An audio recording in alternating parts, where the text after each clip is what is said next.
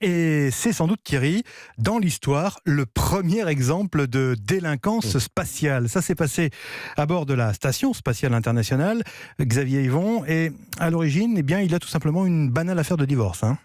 Oui, divorce entre deux femmes mariées, sauf que l'une d'elles est astronaute. C'est l'une des stars de la NASA. Anne McClain est même pressentie pour être la première femme à marcher sur la Lune. Elle vient de passer 6 mois dans l'espace à bord de la Station spatiale internationale. Sur Terre, elle est en pleine procédure de divorce. Ça se passe mal, il y a en jeu la garde d'un petit garçon.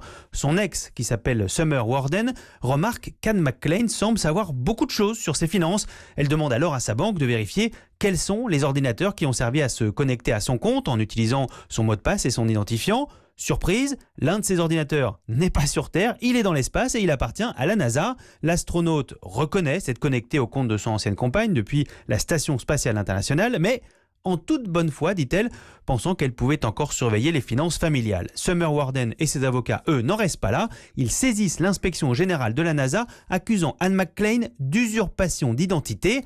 Les enquêteurs de l'agence spatiale américaine sont donc en train de traiter ce qui pourrait être le premier délit commis dans l'espace. Effectivement. Merci Xavier Yvon, correspondant d'Europe 1 à New York.